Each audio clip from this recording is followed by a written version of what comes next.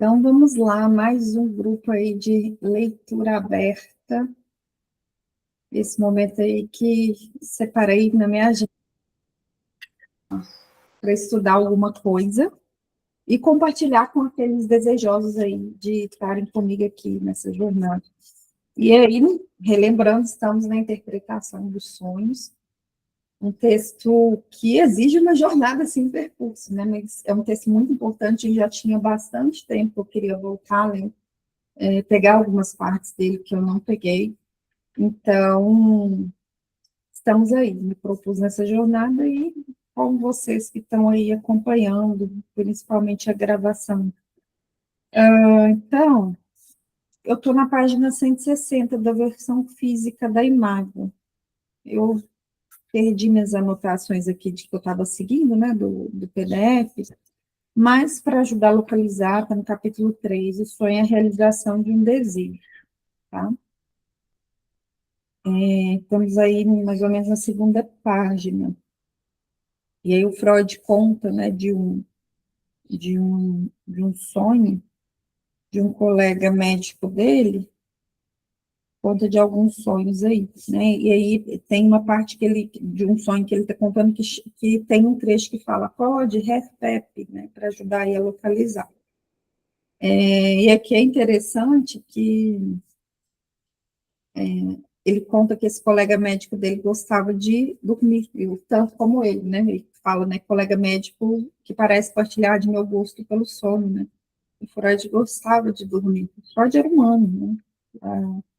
E acho bem interessante, assim, que ele produzia pra caramba, né? E ainda prezava o sono, assim. Tem, que momento que ele dormia, como é que era esse sono, porque o cara produzia pra caramba, eu fico pensando assim. Então, eu trabalhava o dia todo, atendendo os pacientes todos os dias da semana. E é legal isso, assim, né? Eu acho que a gente vê esses trechos, assim, na obra de um autor, que para a gente é tão importante lembrar. É alguém que era humano, né? Humano, né?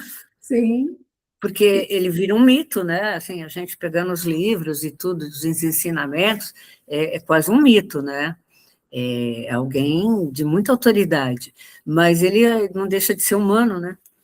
não deixa de ser humano. Né? Isso eu acho que convoca a gente a olhar a nossa humanidade também, lidar com as nossas limitações nos casos, na vida. Ontem mesmo, lá na supervisão da comunidade, a gente tratou de um caso que o tema foi bem sobre o limite do analista no manejo de um caso, e isso é importante, a gente ter clareza desses limites, né, daquilo que a gente vai conseguir transpor e daquilo que talvez a gente vai ter que contornar em algum momento da nossa clínica. Então, eu gostei muito de reler esse trechinho aqui, né, em que o Freud conta sobre esse gosto dele. Bom, mas vamos lá para a leitura, então. Eis aqui outro sonho em que, mais uma vez, o estímulo produziu seu efeito durante o sono efetivo.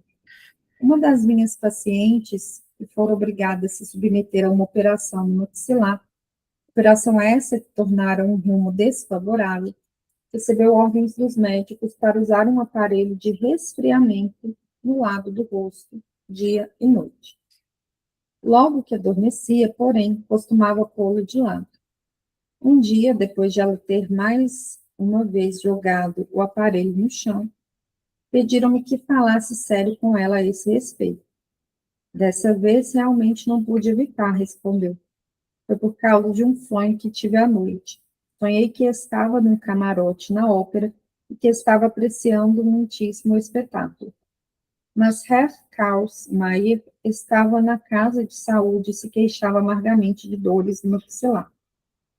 Assim eu disse a mim mesma que, como não estava sentindo nenhuma dor, não precisava do aparelho e joguei-o fora. O sonho dessa pobre sofredora parece quase uma representação concreta de uma frase que às vezes se impõe às pessoas nas situações desagradáveis. Devo dizer que eu poderia pensar em algo mais agradável do que isso.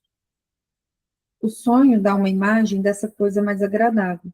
O Herr Karl Mayer, para quem a autora do sonho transplantou suas dores, era, dentre seus conhecidos, o rapaz mais insignificante que ela pôde lembrar. A realização de desejos pode ser detectada com igual facilidade em alguns outros sonhos que colhi de pessoas normais. Vamos lembrar, né, que nesse momento Freud ainda fazia muito um paralelo ali entre a pessoa normal e o neurótico, né? E aí mais para frente ele vai dizer, né, já mais depois de 1930, ele já começa, né, a falar, a gente também observa certos sintomas ali nas pessoas normais, tanto como nos neuróticos, assim. Ele já vai aproximando mais dessa ideia de que não existe alguém que não tenha ali o que o Lacan nos apresenta depois como uma estrutura clínica. Um amigo meu, que conhece minha teoria dos sonhos e falou com sua mulher, disse-me certo dia: minha mulher pediu que eu lhe dissesse que ontem sonhou que estava menstruada. Você pode imaginar o que isso significa. E eu realmente podia. O fato de essa jovem senhora ter sonhado que estava menstruada significava que suas regras não tinham vindo. Eu bem podia acreditar que ela ficaria satisfeita em continuar desfrutando um pouco mais de sua liberdade, antes de arcar com o fardo da maternidade. Foi uma maneira delicada de anunciar sua primeira gravidez. Outro amigo meu escreveu-me dizendo que, não muito tempo antes, sua mulher sonhara ter observado algumas manchas de leite na frente de seu vestido. Também esse foi um aviso de gravidez, mas não da primeira. A jovem mãe estava desejando que pudesse ter mais alimento para dar a seu segundo filho do que tivera para o primeiro. Uma jovem mulher ficara isolada da sociedade por semanas a fio, enquanto cuidava do filho durante uma doença infecciosa. Após a recuperação da criança, sonhou que estava numa festa onde, entre outros, conheceu Alphonse Daudet, Paul Bourget e Marcel Presvot. Todos foram afabilíssimos com ela e muito divertidos. Todos esses autores se pareciam com seus retratos, exceto Marcel Presvot, cuja fotografia ela jamais vira. E ele se parecia com o funcionário da desinfecção que fumigara o quarto do doente, né, ou um gás, né, com vapor de fumaça, na véspera e que fora seu primeiro visitante após tanto tempo. Assim parece possível fornecer uma tradução completa do sonho. Já é hora de fazer alguma coisa mais divertida do que essa perpétua assistência a doentes. Esses exemplos talvez bastem para mostrar que sonhos só podem ser compreendidos como realização de desejos e que trazem seu sentido estampado no rosto, sem nenhum disfarce, encontram-se sob as mais frequentes e variadas condições. Em sua maioria, são sonhos simples e curtos, que apresentam um agradável contraste com as composições confusas e exuberantes que têm predominantemente atraído a atenção das autoridades. Não obstante, será compensador determos-nos por um momento nesses sonhos simples. É de esperar que encontremos as mais simples formas nos sonhos de crianças, já que não há dúvida alguma que suas produções psíquicas são menos complicadas que as dos adultos, né? Até porque ainda não tem, né, barreira do recalque ali para poder ter tanta complexidade, né? No caso ali de um neurótico, né? Então, os sonhos dos psicóticos, eles tendem também a serem sonhos mais simples, assim, mais diretos, né? Porque não tem o recalque que tem na neurose. Eles são literais, né? Muitas vezes são sonhos literais mesmo, assim, né? Então, assim, o psicótico, ele sonha, mas tem uma outra representação ali. Vai ter uma outra relação com o inconsciente, porque não tem um recalque, né? Então, é como se tivesse um acesso direto ali no inconsciente.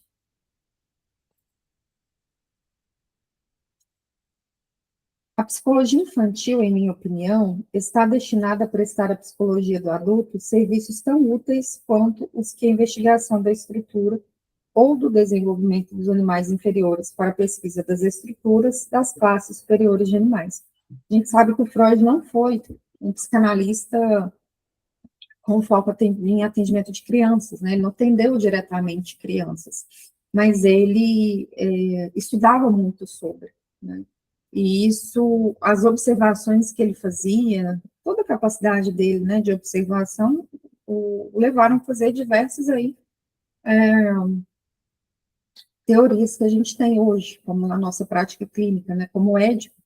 Ah, mas se ele não atendeu criança, como é que ele pode, assim, falar sobre isso? Porque o Freud conseguiu acessar os conteúdos da infância pelo puro aquilo que aparecia do infantil nos pacientes adultos dele.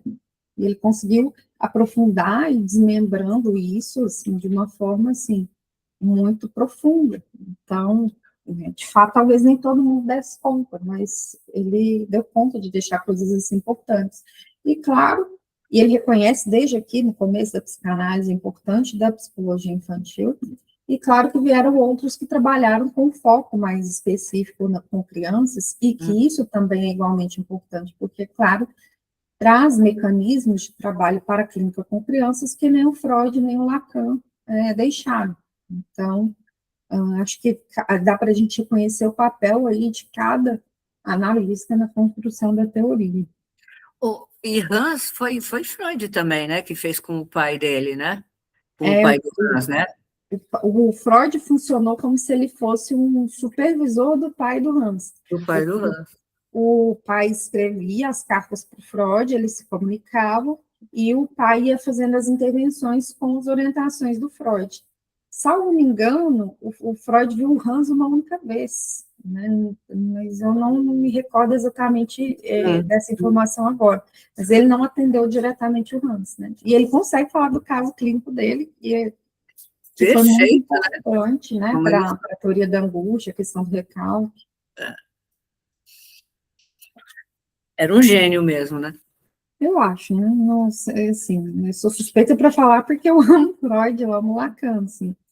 Mas eu acho que todos esses analistas, né, a própria Ana Freud, Melanie Klein, Winnicott, assim, eu acho que são gênios, assim, conseguiram fazer coisas, assim, fantásticas, e muitos deles em épocas, assim, com uma cultura tão fechada, tão resistente a certas ideias. Então, eu acredito que sim, eu considero os gênios, sim, com certeza.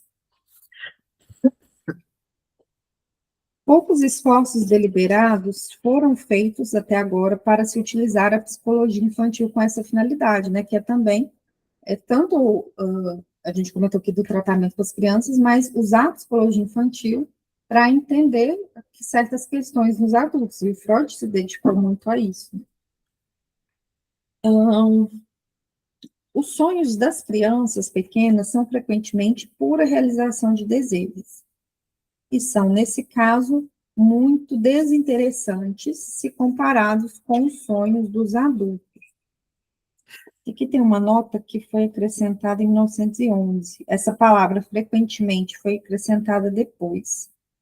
E aí tem um comentário sobre esse advérbio, que vai dizer o seguinte: a experiência demonstrou que sonhos distorcidos, que necessitam de interpretação, já podem ser encontrados em crianças de 4 ou 5 anos, estando isso de pleno acordo com nossos pontos de vista teóricos sobre as condições determinantes da distorção nos sonhos. Aí aqui tem um nome em alemão, que eu não sei se é de um autor ou se é de uma obra, e aí não consegui compreender se essa nota foi acrescentada pelo Freud ou por outra obra, outro autor, né, se referindo a essa coisa das crianças, assim, os sonhos dela, né?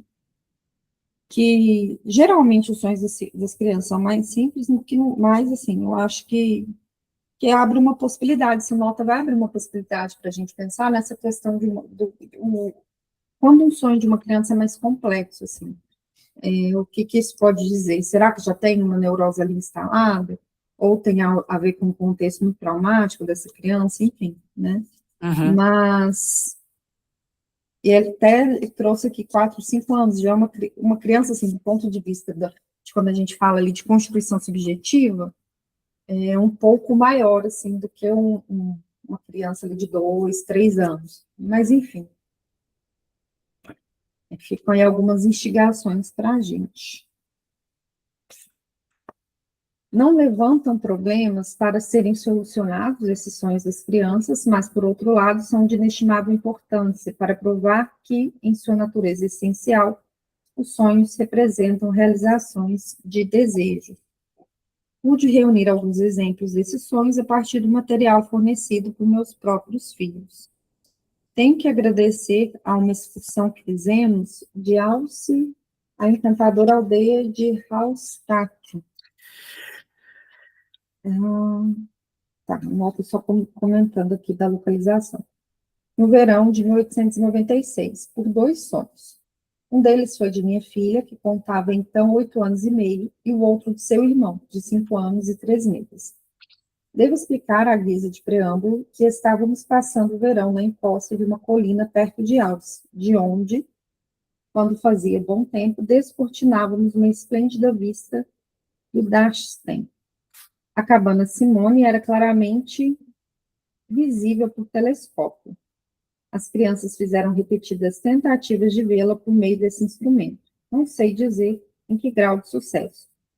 Antes de nossa excursão, eu dissera às crianças que Hallstatt ficava no pé do Dachstein. Elas aguardaram um dia com grande expectativa. De Hallstatt, caminhamos até o Eschertal. Se alguém estiver assistindo a gravação fala alemão, me perdoe, tá? Eu não falo alemão, então eu pronuncio da melhor forma que eu posso. O pouco de alemão que eu sei é por causa de Freud, É por causa do Freud. deles aí, E olhe lá. E olhe Que lá. delicioso, e olhe lá. Que deliciou as crianças com sua sucessão de paisagens cambiantes. Uma das crianças, porém, um menino de 5 anos, foi aos poucos ficando inquieto. Toda vez que divisávamos uma nova montanha, ele perguntava se era o Dachstein. E eu tinha de dizer, não, é apenas um dos contrafortes. Depois de ter formulado a pergunta várias vezes, ele caiu em completo silêncio, recusando-se categoricamente a subir conosco a encosta íngreme que leva a cascata. Achei que estava cansado.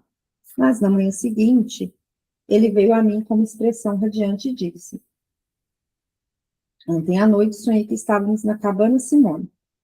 Então eu compreendi. Quando ele falara sobre o Dachstein, ele tinha esperado subir a montanha durante nossa excursão a Hallstatt e encontrar-se perto da cabana, sobre a qual tanto se falava em relação ao telescópio. Mas, ao descobrir que estava sendo ludibriado com contrafortes e uma queda d'água, sentiu-se decepcionado e abatido. O sonho foi uma compensação. Tentei descobrir seus detalhes, mas eles foram escassos. Você precisa galgar degraus durante 6 horas, o que correspondia ao que lhe haviam dito. A mesma excursão despertou desejos também na menina de 8 anos e meio. Desejos que tiveram de ser satisfeitos num sonho. Tínhamos levado conosco para Hallstatt o filho de 12 anos de nosso vizinho. Ele já era um galanteador de mão cheia, e havia sinais de ter granjeado a afeição da jovenzinha. Na manhã seguinte, ela me contou o seguinte sonho. Imagine só. Sonhei que Emil fazia parte da família e chamava vocês de papai e mamãe, e dormia conosco no quarto grande com os meninos. Aí, mamãe entrou e jogou um punhado de barras grandes de chocolate, embrulhadas em papel azul e verde, embaixo de nossas camas. Os irmãos dela, que evidentemente não haviam herdado a faculdade de entender os sonhos, seguiram a orientação das autoridades e declararam que o sonho era absurdo. A própria menina defendeu pelo menos uma parte dos sonhos, e saber qual parte lança luz sobre a teoria das neuroses. É claro que é absurdo Emil fazer parte da família, mas a parte sobre as barras de chocolate não é. Era precisamente quanto a esse ponto que eu estava em dúvida, mas a mãe da menina deu-me então explicação. No caminho da estação para casa, as crianças haviam parado em frente a uma máquina automática, da qual estavam habituadas a obter justamente aquele tipo de barras de chocolate, embrulhadas em brilhante papel metálico. Fizeram algumas, mas a mãe, com razão, decidira que o dia já havia realizado um número suficiente de desejos e deixar a realização desse a cargo do sonho. Eu não havia observado esse incidente, mas a parte do sonho que fora censurada por minha filha imediatamente se tornou mais clara para mim. Eu mesmo ouvira meu bem comportado hóspede dizer às crianças, no passeio, que esperassem até que papai e mamãe os alcançassem. O sonho da menina transformara esse parentesco temporário numa adoção permanente. Sua afeição ainda não podia visualizar quaisquer outras modalidades de companheirismo senão as que foram representadas no sonho, e que se baseavam em sua relação com os irmãos. Naturalmente, era impossível descobrir, sem lhe perguntar, por que as barras de chocolate foram tiradas embaixo da cama. Olha o Freud, né? Sagaz, ele já pensando em vários contextos aí, né?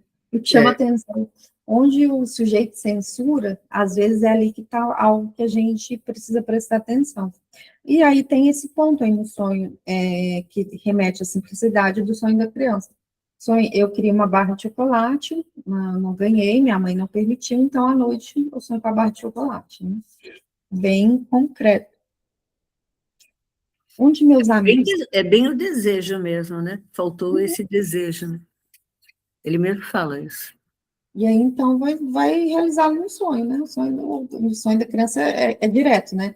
Agora, o nosso, muitas vezes, tem pessoas que se assustam com sonhos, porque acham que aquele sonho daquele jeito significa alguma coisa, né? Então, sonha com a morte ali e fica com medo do que aquilo significa.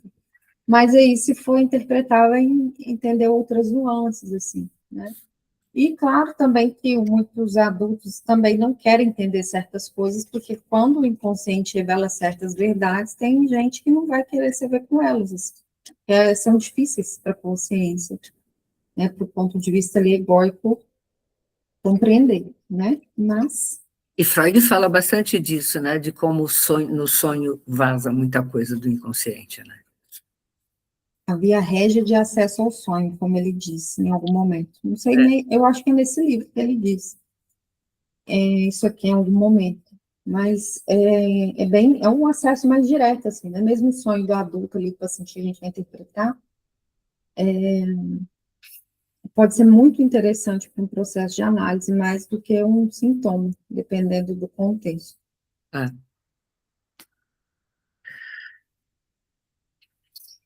Um dos meus amigos relatou-me um sonho muito semelhante ao do meu filho. Quem teve foi uma menina de 8 anos. O pai dessa menina saíra para uma caminhada com várias crianças até Dornbach, que é uma montanha das mediações de Viena. Com a ideia de visitar a cabana Horer, enfim. Como estivesse ficando tarde, porém, tinha voltado, prometendo às crianças compensar-lhes a decepção noutra oportunidade. A caminho de casa, passaram pelo marco que assinala a trilha que sobe até o Ramu. As crianças pediram, então, que as levassem até o Ramu. Porém, mais uma vez, pela mesma razão, tiveram de ser consoladas com a promessa de outro dia. Na manhã seguinte, a menina de 8 anos dirigiu-se ao pai e disse com expressão satisfeita: Papai, ontem à noite sonhei que o senhor foi com a gente à cabana Horer e ao Ramu. Em sua impaciência, ela previra a realização das promessas do pai. Feliz, né, de sonhar ali, né, como se o sonho ela já tivesse toda realizada com o sonho, né? A criança, assim, eu acho que se regozija mais com certas coisas do que a gente, né? Porque eu, pelo menos, quando eu sonho com uma coisa muito boa e acordo, eu fico lastimando porque eu acordei, assim, né? Eu brigo porque eu não queria ter acordado, assim, né? E vem uma frustração. A criança, não, ela se realiza ali naquele sonho ali. É bem interessante isso. Eis aqui um sonho igualmente direto, provocado pela beleza dos panoramas de Alce em outra de minhas filhas, que contava então 3 anos e 3 meses. O Freud lembrava da idade exata dos filhos dele. Gente, olha isso, assim. Ela atravessara o lago pela primeira vez e para ela, a travessia fora curta demais. Quando alcançamos o ponto de desembarque, não quis sair do barco e chorou amargamente. Na manhã seguinte, disse: Ontem de noite fui para o lago. Esperemos que sua travessia no sonho tenha sido de uma duração mais satisfatória. Meu filho mais velho, então, com 8 anos, já tinha sonhos de ver suas fantasias realizadas. Sonhou que estava andando de carruagem com Aquiles e que Diomedes era o condutor. Como se pode imaginar, ele ficara excitado na véspera, com um livro sobre as lendas da Grécia, dado a sua irmã mais velha. Caso me seja facultado incluir na categoria dos sonhos as palavras ditas pelas crianças durante o sono, posso citar, a esta altura, um dos sonhos mais infantis de toda a minha coleção.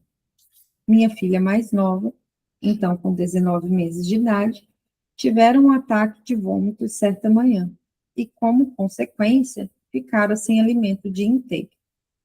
Na madrugada seguinte a esse dia de fome, nós a ouvimos exclamar excitadamente enquanto dormia: Ana Freud, molangos, molangos silvestres, omelete e pudim. Naquela época, Ana tinha o hábito de usar seu próprio nome para expressar a ideia de se apossar de algo. O menu incluía perfeitamente tudo o que lhe devia parecer constituir uma refeição desejável. O fato de os morangos aparecerem nele em duas variedades era uma manifestação contra os regulamentos domésticos de saúde. Baseava-se no fato, que ela sem dúvida havia observado, de sua ama ter atribuído sua indisposição a uma indigestão de morangos. Assim, ela retalhou no sonho contra esse veredicto indesejável. Anota. A mesma façanha foi realizada pouco tempo depois por um sonho produzido pela avó dessa menina. Suas idades somadas alcançavam cerca de 70 anos. Ela fora obrigada a ficar sem se alimentar por um dia inteiro por causa de um distúrbio proveniente de um rim flutuante. Durante a noite seguinte, sem dúvida imaginando estar de volta ao apogeu de sua meninice, sonhou que tinha sido convidada para as duas refeições principais e se servir, em ambas, das mais apetitosas iguarias.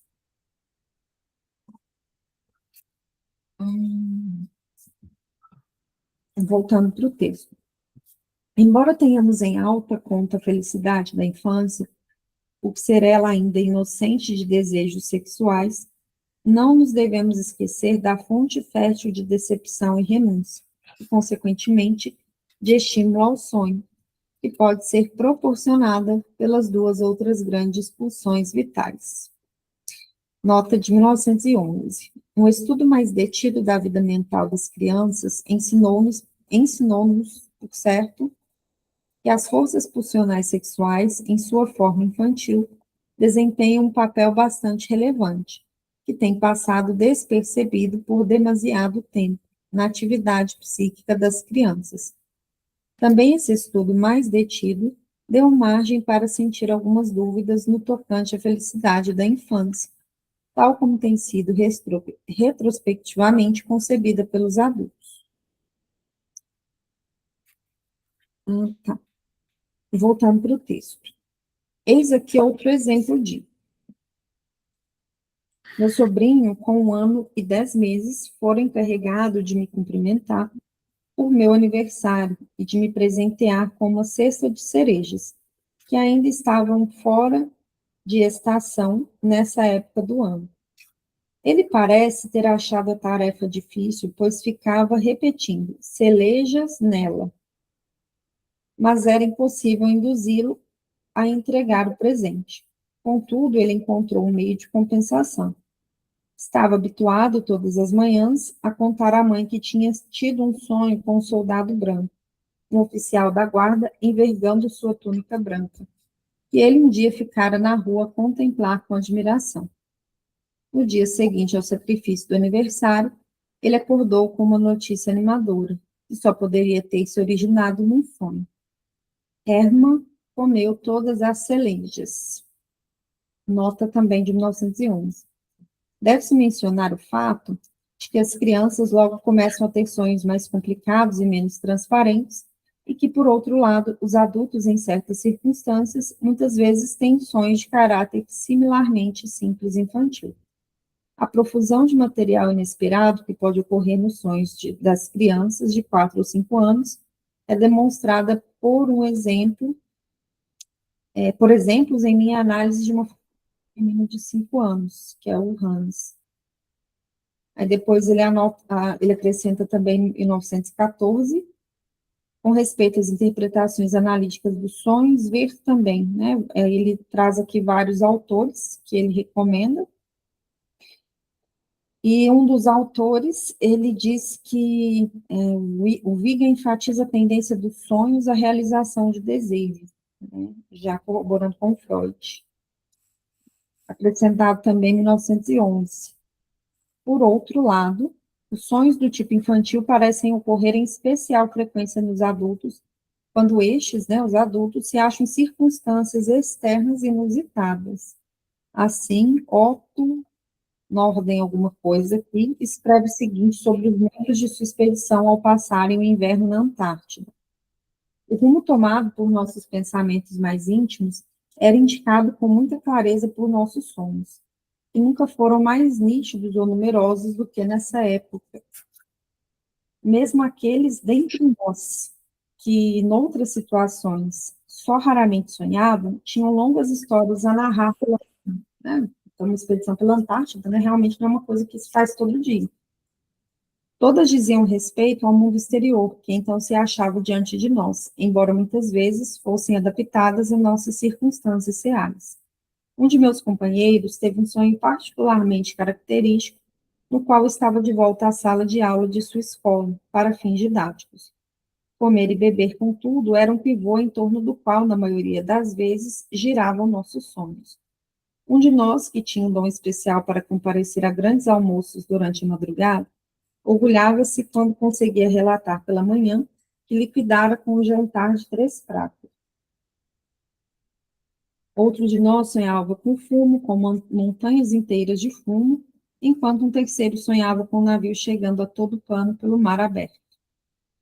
Há mais um sonho que vale a pena repetir. Fazia correspondência e dava uma longa explicação sobre o motivo por que tivéramos de esperar tanto por ela. Ele a entregara no endereço errado e só havia conseguido recuperá-la com grande dificuldade. Sonhávamos, é claro, com coisas ainda mais impossíveis, mas uma extraordinária falta de imaginação era exibida por quase todos os sonhos que eu próprio tive ou cuja descrição ouvi. Seria certamente de grande interesse psicológico que todos esses sonhos pudessem ser registrados, e é fácil compreender o quanto ansiávamos pelo sono, visto que ele podia oferecer a cada um de nós tudo o que mais ardentemente desejávamos.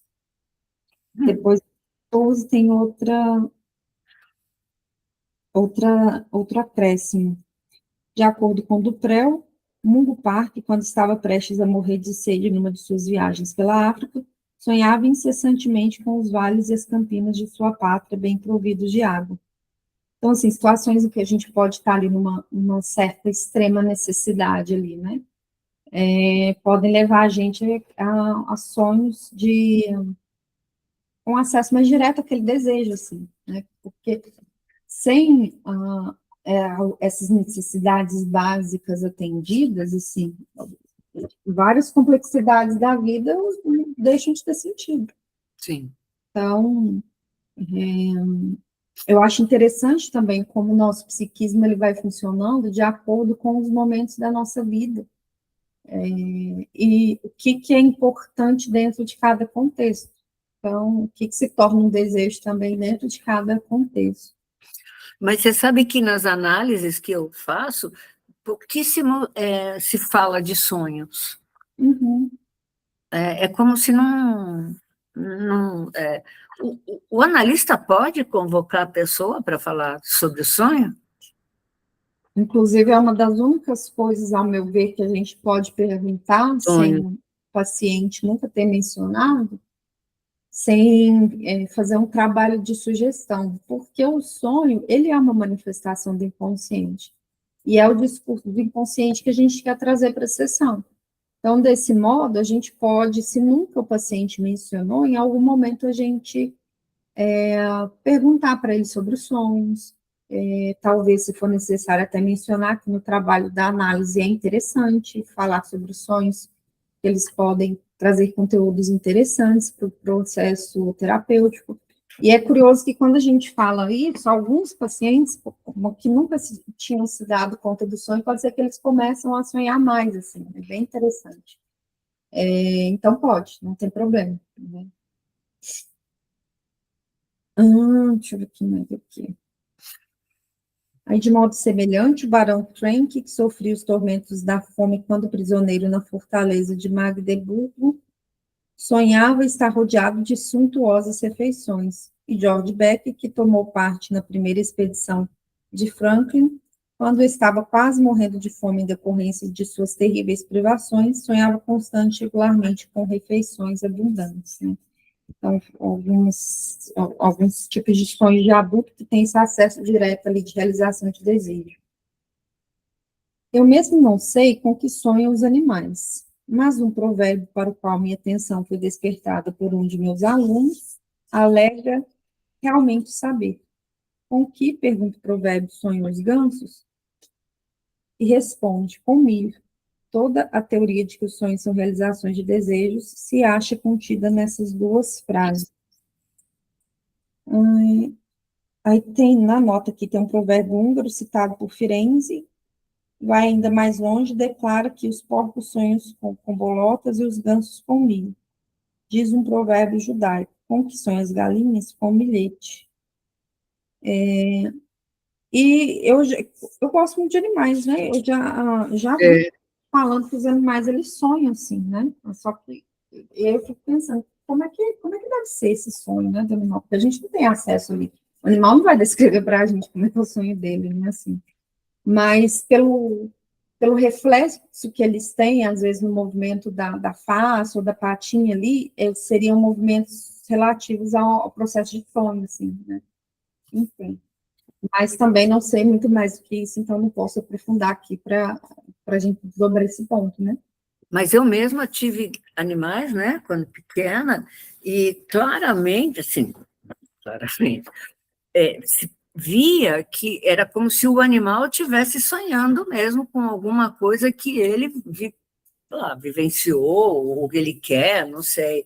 Assim, claramente mostra que ele estava com uma atividade aí, né, de sonho, não sei como, mas aparece sim. Uhum. Hoje, assim, a ciência veterinária, ela tem, né, muito, assim como tudo, né? A ciência hoje está muito evoluída para muita coisa, então consegue avaliar certas coisas com mais profundidade, né? Quem tiver curiosidade, eu agora fiquei curiosa, em algum momento eu acho que eu vou pesquisar É, alguma coisa dessa parte do sonho dos animais, para ver como que está a visão atual em relação disso, assim. Mas tem gente que fala que animal não dorme, assim, então olha para um gato, assim, olha para um gato, o bicho literalmente berna, que quando ele está naquele sonho profundo, se cair uma coisa assim do lado dele, dependendo do estágio do sono, ele não acorda. Explodiu um foguete. E gatos têm audição muito sensível, então, assim, para ele escutar um barulho e ele não acordar, realmente não tem explicação, ele tem que dormir ali, né? é. Mas cachorro também, eu já observei isso, assim. Mas, enfim, são curiosidades aí, né? Aí tem uma outra nota aqui também, depois dessa parte, de 1914.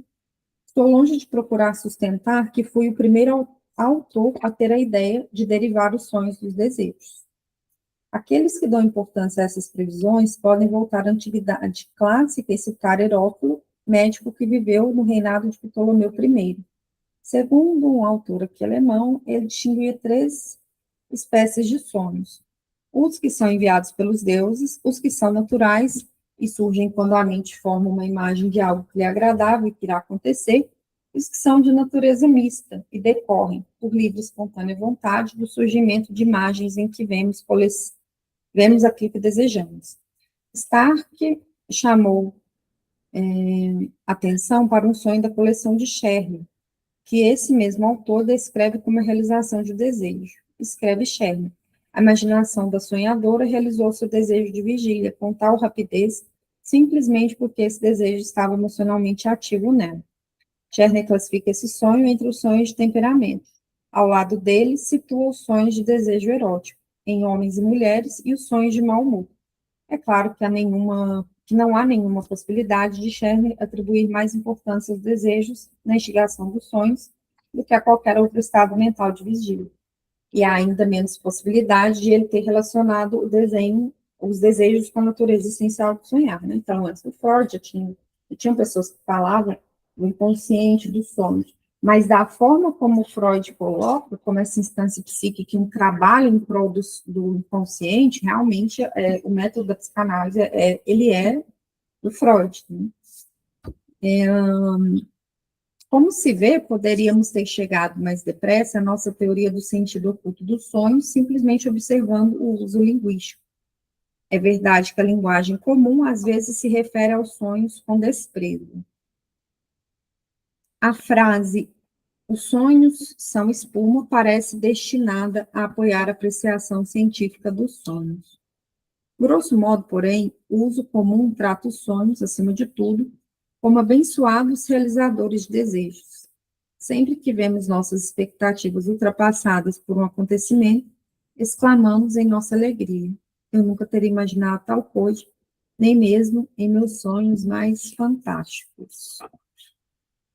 E a nota diz que os sonhos das crianças, inclusive muitos dos registrados nesse capítulo, e os sonhos do tipo infantil são examinados na conferência 7 das conferências introdutórias, e mais resumidamente no estudo breve sobre os sonhos, que o Freud, que são outras obras do Freud, para quem quiser aprofundar mais neste tema dos sonhos, né? Então, a gente vai ter uma ideia corrente aí do que significa sonhos, né, no uso comum, o que a ciência, quando a gente fala ciência, que outras ciências, né, que vai explicar o que a psicanálise vai falar, né, são formas diferentes de olhar para a mesma coisa. E a gente fechou aqui o capítulo 3, né, então, a gente fica nesse ponto por hoje, retomando semana que vem, como de costume, no capítulo novo, né, e a gente vai começar o capítulo 4, a distorção nos sonhos, né, Ô, eu acho Bruna, bem interessante. é, em relação a Lacan, ele não fala, eu não sei, eu não sou uma grande conhecedora, mas ele não fala muito sobre sonhos, não, né? Eu acho que ele fala mais ali no seminário 5, né, que é o seminário da formação dos sonhos, né, eu tenho que até dar uma revisitada aí nesse seminário. Mas é interessante, assim, quando a gente pensa na referência da teoria dos sonhos, realmente, assim, eu tenho como referência o Freud. Eu acho que ele tratou com mais profundidade disso do que o Lacan. Acredito que o Lacan vai muito na questão da linguagem. Ele cita alguns seminários, quando ele fala da metáfora, da metonímia, que então que ele vai fazendo a comparação ali com a questão do sonho, que a gente vê que o Freud vai falar da condensação, do deslocamento, né? Agora, essa teoria em si dos sonhos, ela é do Freud mesmo. O Lacan vai fazendo alguns apontamentos em outros momentos, né, em decorrência disso que o Freud falou. Lacan é mais teórico, não? Assim, porque ele usa muitas fórmulas, né? Como não é uma crítica, que quem sou eu para tecer, né? Mas uma fórmula, se aplicada a um ser humano, né, que é tão diversificado, às vezes é meio complicado, né? A fórmula, assim, a ideia do Lacan com a fórmula é facilitar a construção de um conceito. Quando a gente não entende a chave de leitura dos matemas, né, daquelas expressões que aparecem, fica muito complicado, de fato, a gente não entende. Quando a gente vai conseguindo compreender as chaves e o que significa ali, eu acho que auxilia visualmente a compreender melhor a teoria e fazer uma construção do caso. Mas a ideia, assim, não é, por exemplo, de pegar, vamos pegar o matema ali do discurso da histeria, né? Não é usar aquilo como um padrão, mas ele vem falar dos discursos como modo de fazer laço social, assim, presentes na sociedade, que não é a mesma coisa que a estrutura clínica. Inclusive, eles podem acontecer em estruturas diversas, mas é como um modo de posicionamento. E aí é aquela coisa, como que várias pessoas que vão se posicionar em algum momento dentro do discurso da histérica, como essas pessoas vão, na sua individualidade, tecer esse modo de fazer laço social, né? Eu acho que, assim, esse é o ponto. Ele era muito teórico, assim, mas ele praticou bastante, ele atendia pra caramba, assim, né? Então, É muito. ele atendia muito, então, mas os livros dele, ele não tem aquele intuito, assim, didático, penso eu. Didático. Lacan não tem. Freud era mais didático que ele, na minha opinião. É. Ele tem, gente, eu vou, a próxima vez que eu ler isso, eu vou salvar, vou bater a foto, vou deixar no papel de parede, computador, em algum lugarzinho salvo, assim, para ficar fácil. Mas tem um seminário que ele fala algo que remete a essa ideia de que ele não queria se fazer, né, compreendido. Ele não estava ali para se fazer compreender, porque ele queria instigar as pessoas a pensar. Mas claro que aqui eu já estou parafraseando muito, né, porque eu não lembro onde exatamente ele escreve. Né, em algum momento que eu achar, eu compartilho lá no Instagram, enfim. E no seminário 2, eu acho, agora eu tenho quase certeza que foi no 2, porque eu terminei de ler ele recentemente. E aí ele tem um trecho que ele fala assim, aí eu fico tentando entender se ele está querendo ser sarcástico, assim, que ele fala que não fala coisas difíceis para as pessoas, né? Como é que vocês não entendem que eu não estou falando coisas difíceis, assim? No momento, realmente não era algo difícil, eu acho que ele estava até falando de alguma crítica aos pós-freudianos, alguma coisa assim, né? Não era uma coisa propriamente da teoria, mas mesmo assim eu fiquei assim, né? Nossa, então ele não está falando difícil, né? Imagina se tivesse. A hora que eu me deparar com esses pedaços assim, eu vou começar a criar umas pastas, né, de pontos assim curiosos, né, de pontos interessantes assim, né, de que os autores falam ali no livro, que às vezes não é propriamente da teoria, mas que eu acho que são curiosidades interessantes ali, né, que de alguma forma ajuda a gente a entender o contexto ali do autor, e isso normalmente também ajuda a entender um pouco do trabalho dele. Né? Exatamente, concordo. Mas o Lacan é isso, assim, né? Ele queria instigar, ele queria que cada um fizesse seu trabalho por si. Fez todo o esforço da escola, da fundação e tudo, falava da importância do analista estar em pares, mas ele não queria dar a chave do tratamento para ninguém. Cada um precisava colocar seu estilo ali, pôr sua escuta, trabalho. Eu acho isso legal, né? Eu também acho, mas tem muita gente que se diz lacaniano e que segue uma coisa muito rígida também. Aí tem uma linha mais ortodoxa, assim como tem na Os psicanálise, freudianos, né? tem o freudiano ortodoxo, vai ter o lacaniano ortodoxo também, assim, né? Eu acho fantástico, às vezes, ver como eles falam, assim, daquela forma, mas eu me pergunto, né? Será que todos os ortodoxos entendem, de fato, aquilo que eles estão falando, ou é mais uma reprodução de um lacanês?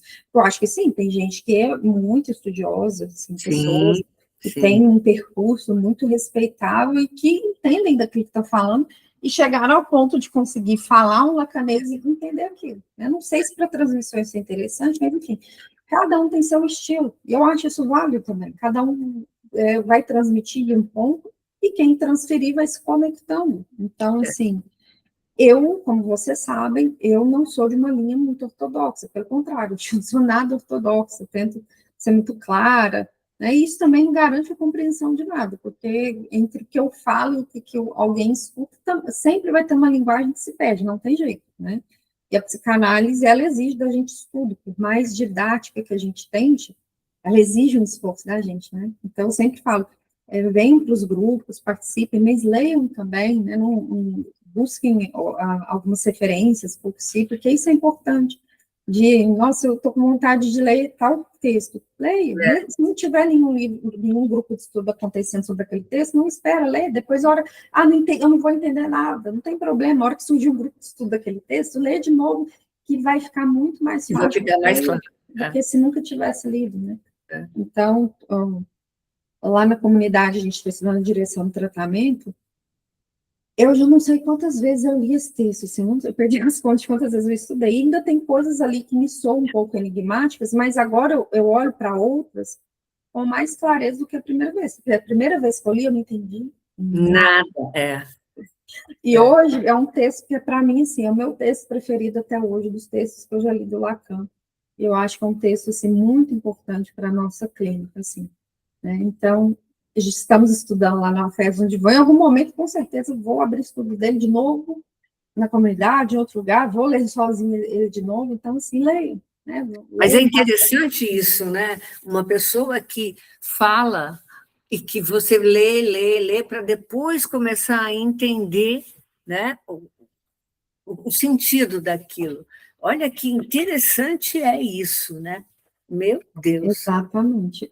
É igual aí a gente tem que lembrar do professor Clóvis, né? É o Clóvis, eu acho que é o Clóvis mesmo. Ele fala assim, né?